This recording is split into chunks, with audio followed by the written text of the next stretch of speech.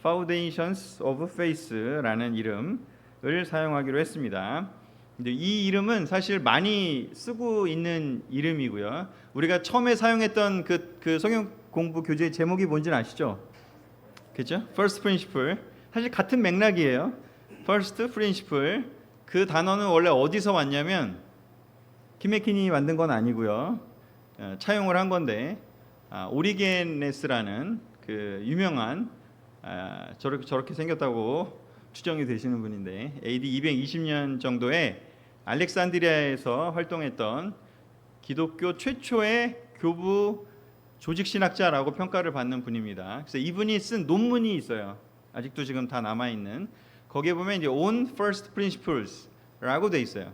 그래서 이 기독교의 첫 번째 원리들, 제일 원리들, 기초 원리들이라는 에 관하여라는 제목으로 이분이 그동안 이렇게 성경에 이렇게 나눠져 있던 얘기들을 한 권에 모아가지고 체계적으로 설명을 한 논문이라고도 볼 수 있고 책이라고도 볼 수 있는데 여기서 이제 이름이 온 거죠.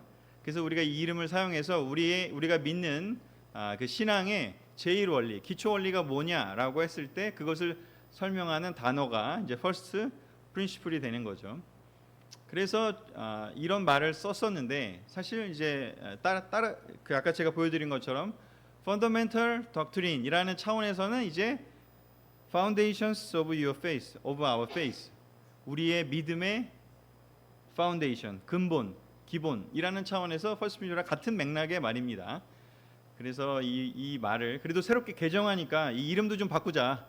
저는 그런 의견을 제시했고 많은 분들이 다 동의를 해주셔서 이렇게 이 이름을 새로 쓰려고 합니다. 믿음의 기초, Foundations of Faith라는 제목으로 우리는 한국말로 하면 믿음의 기초라는 제목으로 이제부터 성경 공부 시리즈를 믿음의 기초라는 이름으로 하려고 합니다. 그래서 오늘은 그것에 대한 설명을 좀 더 드리고 첫 번째 챕터인 하나님 찾기를 간단하게 하도록 하겠습니다.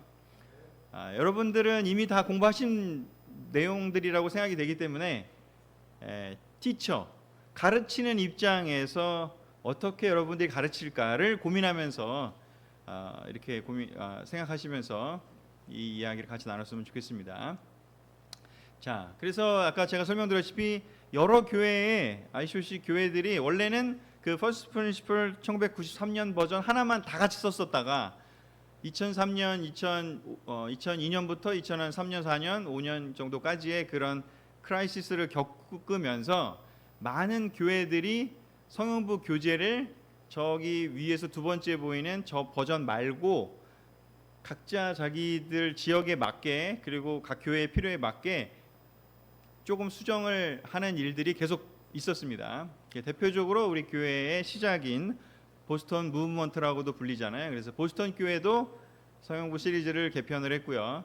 그리고 저 밑에 오렌지 카운티 교회, 그다음에 사우스 플로리다, 시카고, 햄튼 로드 처치, 서던 아프리카, 덴버, 샌디에고, 필라델피아, 하여튼 굉장히 파리, 영국, 필리핀 제가 여러 개를 다 수집을 해서 이렇게 했는데 대부분 보시면 알겠지만 대부분 이름이 바이블 스터디 시리즈 또는 Foundations of Faith 또는 이제 메뉴에 있는 그 퍼스트 프린시플 그대로 쓰기도 하고 자 이렇게 또는 노잉과 스터디 시리즈 이렇게 돼 있기도 하고 또는 미션 스터디 시리즈라고도 하는데 어떤 거를 쓸까 하다가 저는 이제 여기서 제일 많이 쓴 것이기도 하고 해서 Foundations of Faith를 쓰는 게 이 개념에도 그렇고 좋겠다라는 생각을 해서 채용을 했다는 말씀 다시 한번 드리고요. 이런 것들을 다 검토를 저희가 했고요.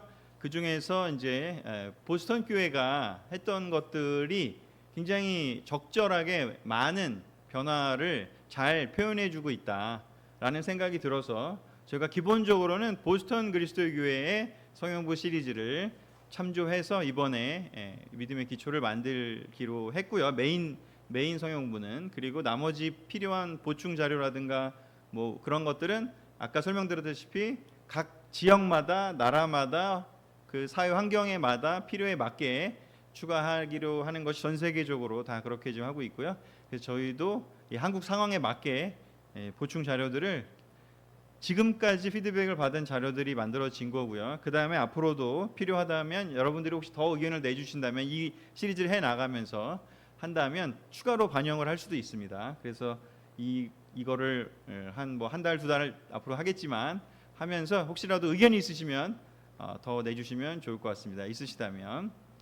자, 그래서 믿음의 기초 이렇게 할 거고요.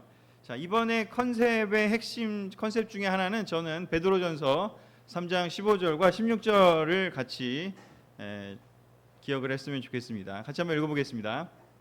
베드로전서 3장 15절과 16절입니다. 시작. 마음에 주님이신 그리스도를 거룩하게 모십시오. 그리고 여러분이 간직한 희망에 대해서 그 이유를 묻는 사람에게는 언제나 부드럽고 공손하게 대답할 준비를 하고 선한 양심으로 생활하십시오.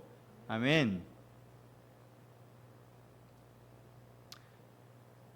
여러분이 간직한 희망이 무엇인지를 궁금해하는 사람이 있다면 그 묻는 사람에게는 우리는 언제나 대답할 준비를 하라고 베드로 사도는 이야기하고 있습니다. 우리가 간직한 희망, 우리 형제자매들이 지금 우리가 함께 모여서 예배드리고 공동체를 이루고 그리스도의 교회를 형성해서 우리가 이 신앙생활을 하잖아요. 그리고 아시다시피 기독교에는 많은 공동체들이 존재를 합니다. 다양한 백그라운드에서 탄생한 다양한 그런 공동체들이 존재를 합니다. 뭐 잘 아시다시피 카톨릭이 긴 시간 동안 그렇게 존재를 했고요.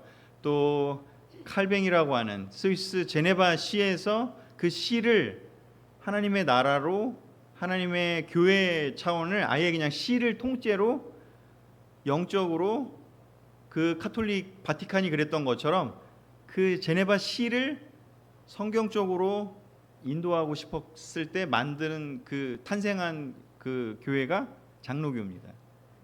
개혁교회죠. 원래 이름은 장로교회라는 말은 나중에 이제 스코틀랜드로 가면서 그런 일이 생기고요. 그리고 영국이라고 하는 상황, 특별한 그 상황에서 유럽 대륙과는 또 다른 그 영국이라는 상황에서 만들어진 그 교회가 감리교이고 또 성공회이기도 하죠. 그래서 좀 그 어떻게 보면 하나가 있다 나눠진 게 아니라 각 상황에 맞게 이 개신교들의 특징이 뭐냐면 각 나라와 그 지역과 상황에 맞게 뭐 루터교는 이제 독일의 그런 지역에서 탄생을 했고 이런 식으로 그래서 결국은 각 공동체마다 간직한 희망이 공통된 것들은 물론 존재하죠. 기독교라는 그 큰 틀 안에서. 하지만 각 교회마다 그 상황마다 조금 더 강조하고 조금 더 그 현실에서 이루어내기를 원하고 실천적으로 해내기를 원하는 성경을 볼 때도 더 해내고 싶어하는 그런 부분들이 존재를 합니다. 그래서 이 그리스도의 교회도 특별하게 또 존재를 하게 됐죠. 미국에서 시작된 또한 특징이 좀 존재를 하죠. 그래서 이 그리스도 교회는 여러분 다 아시다시피 우리 그리스도 교회는 포커스가 어디냐면 이 신약교회 성경에 나와 있는 사도행전에 나와 있는 그 교회를 모델로 삼아서 그 교회처럼 우리는 그 교회에 나오는 사도행전에 나오는 형제자매들처럼 성경공부하고 세례주고 교회를 만들어가자. 그러한 꿈을 가지고 시작한 정체성을 가지고 시작한 교회가 바로 그리스도의 교회죠. 그래서 그 여기에 여러분은 우리가 될 수도 있지만 사실 다양한 공동체가 다 될 수 있겠죠. 어느 공동체든지 간에 자기들이 가지고 있는 그 간직한 희망, 그 믿음의 기초들, 믿는 바, 신앙의 체계들을 누군가가 여러분들은 왜 그렇게 예배를 보세요? 여러분들은 왜 그렇게 하나님을 믿으세요? 하나님과 관계를 맺으면서 사세요? 라고 물어볼 때 그렇게 물어보는 사람이 참 많으면 좋겠다. 그죠? 그러나 우리가 먼저 가서도 우리가 알려주고 싶을 수도 있고요. 어찌됐건 그 이유를 묻는 사람들에게는 어떻게 하라 그러냐면 언제나 준비를 하래요. 항상 always 그런 사람이 여러분에게 물어본다면 준비를 하래요. 항상 여러분이 그런 사람이 만약에 와서 물어본다면 추르륵 체계적으로 가르쳐줄 준비가 돼 있으십니까? 나눠줄 준비가 돼 있으십니까? 그래서 그런 준비를 하라고 이야기를 하기에 이 시간이 필요한 거고요. 그래서 첫 번째는 언제나 준비를 하라는 거죠. 우리에게 질문을 하고 우리의 이야기를 들을 사람이 생겼을 때 우리가 어떻게 대답할지. 그리고 두 번째는 어떻게 하라고 하냐면 부드럽고 공손하게 하래요. 근데 여기에서의 부드럽고 공손하라는 거는 단지 그 말투, 제가 너무나 존경하는 우리 기수경 스님의 말투, 전 정말 부드럽고 공손하지 않습니까? 정말 저는 따라하고 싶은데 안 돼요. 너무 정말 저렇게 너무나 부드럽고 공손하게 얘기하는 것도 포함이 되고, 하지만 그 내용에 있어서 어떤 말투나 어떤 그런 형식 그런 것도 너무 중요하지만 기본적인 태도에 있어서도 이거만이야 하면서 이렇게 어떻게 보면 강압적이고 뭔가 우리만 오라라는 개념이 아니라 내가 믿고 있고 내가 간직한 희망을 그냥 부드럽고 공손하게 친절하게 설명하는 차원에서의 공손함, 겸손함이 깔린 공손함. 여기서의 의미는 온유하고 겸손함이 들어있는 표현이라고도 할 수가 있겠습니다. 그래서 그렇게 대답하래요. 그런데 사실 1993년 버전은 좀 그렇지는 않았던 것 같아요. 확신 있고 강력하고 뭔가 영향력을 줄 것 같은 느낌은 존재하지만 겸손하고 좀 온유한 느낌은 조금 부족하지 않았나. 그래서 이 표현에 있어서 이 부드럽고 공손하게 성경책에 기록되어 있는 이 내용이 이번 성경 공부 시리즈에는 저는 듬뿍 담기기를 너무나 원합니다. 우리 그런 태도로 사람들에게 너희들이 믿는 게 뭐냐 하면 정말 우리가 그렇게 이것만이 전부고 내가 발견한 게 전부고 다른 건 다 아니야 이런 태도가 아니라 나는 이렇게 발견했고 그래서 난 이렇게 살고 싶고 나는 이 삶이 이래서 기뻐. 그래서 나누고 싶을 뿐이야. 선택은 너가 하는 거야. 당신이 하는 거야. 이런 부드러움은 공손함. 그리고 중요한 것 또한 마지막은 선한 양심으로 생활하래요. 그렇게 대답할 준비를 늘 하라고 얘기를 하고 또 베드로는 뭐라고 얘기했냐면 선한 양심으로 생활을 하래요. 왜냐? 내가 가르치는 것을 내가 살고 있을 때 살려고 할 때 그 가르침이 정말 전달이 되지 않겠습니까? 그렇죠? 여기서의 선한 양심이라는 건 전 그렇게 이해를 합니다. 나는 그렇게 살지 않으면서 넌 이렇게 살아 이렇게 가르치는 건 선한 양심일까요? 그건 아니잖아요. 그래서 선한 양심이라는 말의 의미가 뭘까를 생각해 본다면 내가 정말로 이 간직한 희망을 정말 감사하고 기쁘고 자랑스럽고 하지만 겸손하게 그렇게 너무나 생활하는 마음을 가지면서 나에게 물어본 사람이 있다면 이게 너무나 기쁘고 자랑스럽고 좋은 거기 때문에 그렇기 때문에 나눠주고 싶은 마음, 그 마음이 선한 양심이 아닐까. 동의하십니까? 그렇게 이 성경 구절을 저는 머릿속에 크게 또 마음속에 간직하면서 이 세 가지 포인트 언제나 준비하고 있어라. 그리고 부드럽고 공손하게 겸손하게 성경부를 가르쳐라. 그리고 나눠라. 가르친다 또는 나눈다. 그리고 세 번째 선한 양심으로 생활하면서 가르쳐라. 그럴 때 어떻게 되는지 많은 사람들을 구원할 수 있을 것이다. 이렇게 이야기 그리고 영향을 줄 수 있을 것이다. 이렇게 얘기를 했습니다. 그래서 제가 제가 아까 카톡에 올려드리긴 했는데 그 올려드린 자료를 보면 거기 서문이 있습니다. 서문. 예전 거엔 서문이 없었는데 이번에 서문을 썼고요. 제가 썼는데 여기 보면 그 성경 구절을 제가 표현을 했습니다. 베드로전서 3장 15절은 이라고 돼 있고 믿지 않는 누군가가 예수님의 제자인 그리스도인에게 여러분이 가진 희망은 무엇입니까? 라고 물어볼 때 그가 가진 확신을 언제나 답변할 수 있도록 준비를 하라고 말하고 있습니다. 그래서 그걸 대답할 수 있도록 이 교재를 준비했습니다. 라고 서문을 썼습니다. 그래서 그런 마음으로 우리 같이 여기에 있는 이 세 포인트를 꼭 기억하면서 이 시리즈의 시작을 같이 했으면 좋겠습니다. 자, 제가 그 롤란 형제와 함께 그 2020년 샌안토니오에서 교사 모임에서 처음 만난 이후로 한 벌써 5년이 됐죠. 5년 동안 여러 이야기를 나누면서 그 롤란 형제가 많이 얘기하는 것 중에 하나가 이 성경부 시리즈를 개정하는 데 있어서 많이 얘기하는 것 중에 하나가 뭐냐면 조언을 구했을 때 많은 그 전 세계에 있는 많은 교회들을 다 돌아다니는 형제거든요. 교사 모임도 하니까. 근데 그 형제가 얘기한 게 뭐냐면 변하지 않는 것과 변하는 것들이 있는데 그걸 구별을 할 필요가 있다.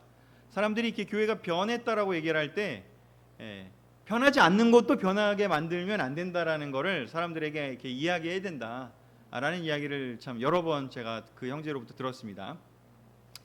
변하지 않는 건 뭘까요? 그렇죠? 제가 적어왔죠. 하나님이 변하시나요? 예수님이 변하신 적이 있나요? 성령님이 변하신 적이 없습니다. 제가 일요일 날 설교했지만 하나님 나라는 변한 적이 없습니다. 예수님이 꿈꿨던 하나님 나라는 변한 적이 없습니다. 그리고 믿음과 희망과 사랑은 성경 구절 자체에서도 얘기하지만 언제나 영원히 존재할 거라고 얘기했습니다. 그리고 구원도 변함이 없습니다. 그러나 변하는 것들은 뭘까요? 우리의 마음과 우리의 태도, 그리고 주변 사회 상황들은 계속 변해왔죠. 그렇죠? 우리 20년, 30년 전의 사회와 지금의 사회는 많이 변했습니다. 또한 교회의 현실적인 우리 교회의 상황도 많이 변했습니다. 자, 많은 것들은 변할 수 있고요. 또 때때로는 변화를 해야 돼요. 그렇지 않습니까? 변하는 것들은 자연스럽게 변하는 것들이기도 하지만 또 변해야 하는 것들도 존재합니다. 하지만 변하지 말아야 되는 것들은 무엇이냐? 바로 여기에 나와 있는 이 정말 성경 안에 담겨져 있는 고귀한 가치들, 영적인 것들은 변하지 않습니다. 그래서 우리는 무엇을 계속해서 포커스를 해야 되냐? 계속 변해가는 많은 것들에 포커스하다 보면 제가 이번에 나눠드렸던 것처럼 드리프트하게 된다는 거죠.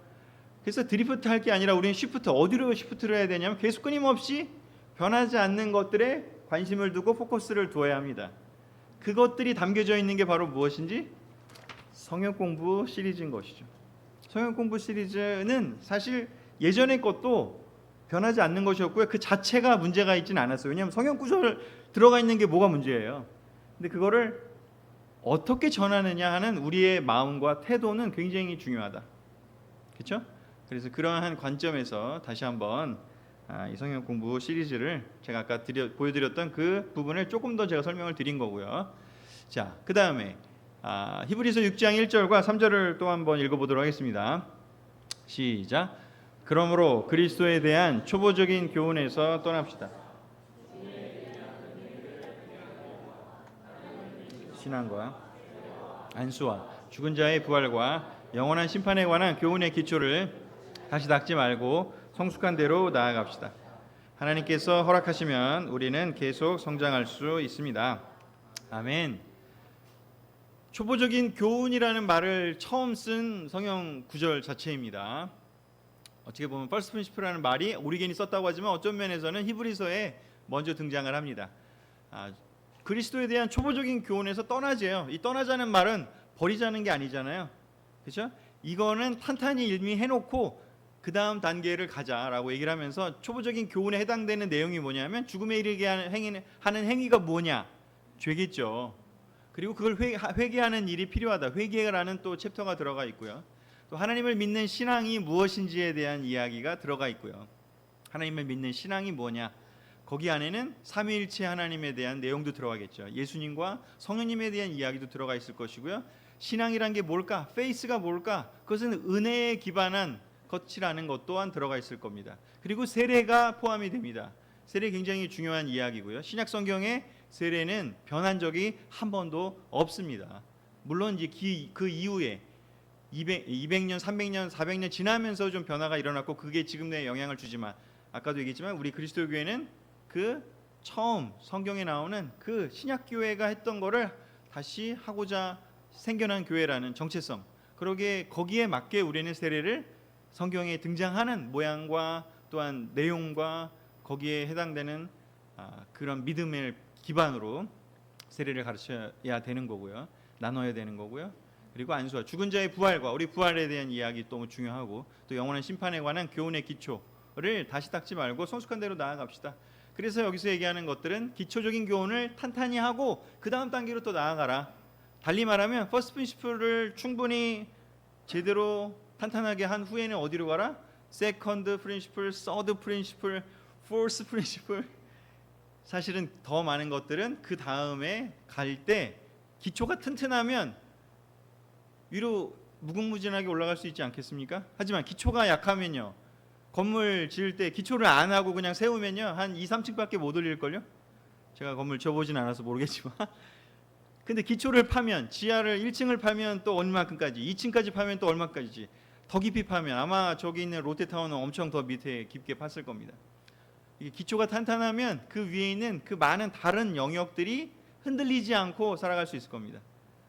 그래서 이제 제가 저도 그렇고 다른 분들도 이제 퍼스트 프린시플에 해당하는 이 믿음의 기초 끝나면 우리가 세컨드 프린시플, 서드 프린시플을 더 많이 이제 우리 자체적으로 맨날 이렇게 와서 번역하는 것도 좋지만 우리 내부적으로도 해보자. 우리도 이제 어느 정도 역량이 있으니라는 생각을 요즘 하고 있고요.